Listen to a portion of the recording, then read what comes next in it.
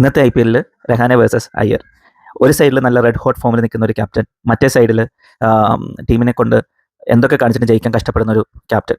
അപ്പം പറഞ്ഞു വരുന്നത് നമ്മൾ രഹാനെ പുള്ളിയുടെ ബാറ്റിങ്ങിനെ പറ്റി ഒത്തിരി വിമർശനങ്ങൾ കേട്ടു. പക്ഷേ എൻ്റെ അഭിപ്രായത്തിൽ പറയുകയാണെങ്കിൽ പുള്ളിയുടെ സാധാരണ ഒരു കളിയിൽ നിന്ന് മാറിയിട്ട് നല്ലൊരു സ്ട്രൈക്ക് റേറ്റോട് കൂടി തന്നെയാണ് പുള്ളി കളിക്കാൻ ശ്രമിക്കുന്നത്.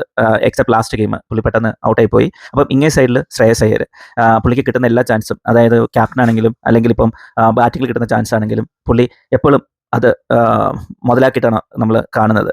ഇന്ത്യൻ ടീമിന് പുറത്ത് പോയിട്ടാണെങ്കിലും പുള്ളി വളരെ കഷ്ടപ്പെട്ട് ഫൈറ്റ് ബാക്ക് ചെയ്ത് പുള്ളി തിരിച്ചെത്തുന്ന കാഴ്ച നമ്മൾ പലതവണ കണ്ടിട്ടുണ്ട്. അപ്പം അങ്ങനെ നിൽക്കുന്ന രണ്ട് കോർണേഴ്സിലുള്ള രണ്ട് ക്യാപ്റ്റന്മാർ. അപ്പം കളി നടക്കാൻ പോകുന്നത് കൊൽക്കത്തയുടെ ഹോം ഗ്രൗണ്ടായ ഈഡൻ ഗാർഡൻസിലാണ്.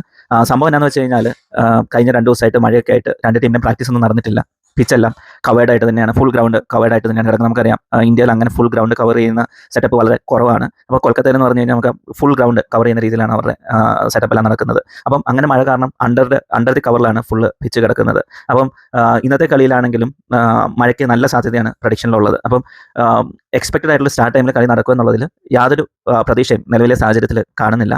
അപ്പം കളി നടന്നാൽ തന്നെ അതിൻ്റെ അകത്ത് കൊൽക്കത്ത കഷ്ടപ്പെട്ട് തന്നെ വരും നമ്മുടെ പഞ്ചാബിനെതിരെ. കാരണം വേറൊന്നുമല്ല, കൊൽക്കത്തയുടെ ഒരു ഫാസ്റ്റ് ബോളിംഗ് അറ്റാക്ക്. അവരാദ്യം മുസ്തഫിസിനെയൊക്കെ എടുത്തു, കുറച്ച് പ്രശ്നങ്ങൾ കാരണം അവർക്ക് ആ കോൺട്രാക്ട് ക്യാൻസൽ ചെയ്യേണ്ടി വന്നു. അപ്പോൾ അതിന് പകരം വന്ന ബ്ലെസ്സിംഗ് മുസ്തഫനെ ആണെങ്കിലും അത്രയ്ക്ക് പ്രതീക്ഷയ്ക്കത്ത് ഉയരുന്നില്ല. പിന്നെ വൈഭവ് അറോറ, പിന്നെ നമ്മുടെ വരുൺ ചക്രവർത്തിയുടെ ഫോം, സുനിൽ നാരായണൻ്റെ ഫോം, ഇങ്ങനെ ഒത്തിരി പ്രശ്നങ്ങളൊക്കെ ആയിട്ടാണ് കൊൽക്കത്ത ഇറങ്ങാൻ പോകുന്നത്. പക്ഷേ ഇങ്ങേ സൈഡിൽ പഞ്ചാബ് ആണെങ്കിൽ അവർക്ക് അത്രയ്ക്കൊരു ബോളിംഗ് ഡിപ്പാർട്ട്മെന്റ് ആണെങ്കിലും ബാറ്റിംഗ് ഡിപ്പാർട്ട്മെന്റ് ആണെങ്കിലും അത്രയ്ക്കൊരു കൺസേണിംഗ് ആയിട്ടുള്ള ഒരു ഫോം അല്ല അവർക്കുള്ളത്.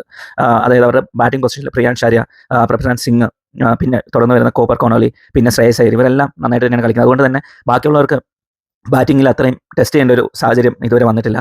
അപ്പം ഇന്നത്തെ ഗ്രൗണ്ട് ഇനിഷ്യലി ഇപ്പം അണ്ടർ ദി കവർ എന്ന് പറഞ്ഞല്ലോ. അപ്പം കുറച്ച് നേരത്തേക്ക് ബോളേഴ്സിന് നല്ലൊരു സപ്പോർട്ട് നമുക്ക് കാണാൻ പറ്റും. അങ്ങനെ വന്നു കഴിഞ്ഞാൽ ടോസ് കിട്ടുന്ന ആൾ ആദ്യം ഓഫ് ടു ബോൾ, അതായിരിക്കും മിക്കവാറും നടക്കാൻ പോകുന്ന കാഴ്ച. അങ്ങനെ വരുമ്പോഴത്തേന് ഇനിഷ്യലി പവർ പ്ലേയിൽ ഒരു 2-3 വിക്കറ്റ് നമുക്ക് വീഴുന്ന കാണാൻ പറ്റും. അതുകൊണ്ട് നിങ്ങൾ ഏതെങ്കിലും ഫാൻറ്റസി പ്ലാറ്റ്ഫോമിൽ ടീം ഇടുന്നുണ്ടെങ്കിൽ ഓപ്പണേഴ്സിനെ ഒഴിവാക്കിയിട്ടുള്ളൊരു ടീമായിരിക്കും ഏറ്റവും ബെറ്റർ. ചേസിങ് നടക്കുമ്പോൾ അതിൻ്റെ അകത്ത് ഓപ്പണേഴ്സിനെ ക്യാപ്റ്റൻ വൈസ് ക്യാപ്റ്റൻ ആക്കി കഴിഞ്ഞാലും നല്ല രീതിയിലുള്ള റിസൾട്ട് നിങ്ങൾക്ക് കിട്ടും. ഫസ്റ്റ് ബാറ്റ് ചെയ്യുന്ന ടീമിലെ ഓപ്പണേഴ്സിനെ ഒഴിവാക്കുന്നതായിരിക്കും ഏറ്റവും നല്ലത്, പ്രത്യേകിച്ച് കൊൽക്കത്തയാണ് ഫസ്റ്റ് ബാറ്റ് ചെയ്യുന്നതെന്നുണ്ടെങ്കിൽ. പിന്നെ ഇതിൻ്റെ ഹെഡ് ടു ഹെഡ് അല്ലെങ്കിൽ ഈ റീസെൻ്റ്ലി ഫോമിനെയൊക്കെ പറ്റി പറഞ്ഞ് നിങ്ങൾക്ക് എല്ലാവർക്കും അറിയാം, കൊൽക്കത്തയുടെ ഫോം അത്രയ്ക്ക് ആശാവഹമായിട്ടുള്ള ഒരു ഫോമിലല്ല കൊൽക്കത്ത പോയിക്കൊണ്ടിരിക്കുന്നത്. അതേസമയം പഞ്ചാബ് ആണെങ്കിലും വളരെ സ്ട്രോങ് ആയിട്ട് തന്നെയാണ് ടൂർണമെൻറ്റ് സ്റ്റാർട്ട് ചെയ്തിരിക്കുന്നത്. അപ്പം ഇന്നത്തെ ഒരു കളിയിൽ പ്രഡിക്ഷനിൽ ഞാൻ ഉറപ്പായിട്ടും പഞ്ചാബിനെയാണ് ബാക്ക് ചെയ്യുന്നത്. അപ്പം 1 ശ്രേയസിൻ്റെ ക്യാപ്റ്റൻസി, 2 പഞ്ചാബിൻ്റെ പ്ലേയേഴ്സിൻ്റെ ഫോം. അപ്പോൾ ഇതെല്ലാം കൂടെ വെച്ച് നോക്കുമ്പോഴത്തേനും ഒരു 80% ചാൻസ് പഞ്ചാബിന് തന്നെയാണ് ഇന്നത്തെ കളി ജയിക്കാനായിട്ട്. ബാക്കി 20% കൊൽക്കത്തയ്ക്ക് എന്തുകൊണ്ട് കൊടുത്തു എന്ന് ചോദിച്ചു കഴിഞ്ഞാൽ കൊൽക്കത്തയുടെ ഹോം ഗ്രൗണ്ട് ആയതുകൊണ്ട് മാത്രം കൊൽക്കത്തയ്ക്ക് അത്രയ്ക്കൊരു ചാൻസ് അവർക്ക് അറിയാവുന്നൊരു ഗ്രൗണ്ട്. അപ്പം ആ ഒരു ഗ്രൗണ്ടിൽ അവർക്ക് ഫോമിലേക്ക് ഉയരാനായിട്ടൊരു ചാൻസ് കിട്ടും എന്ന് പ്രതീക്ഷിച്ചിട്ടാണ് ഈ ലാസ്റ്റ് 20% കൊടുത്തത്. ഇല്ലെങ്കിൽ as expected Punjab will be clinical on their match. Punjab ജയിച്ച് കയറും. Thank you.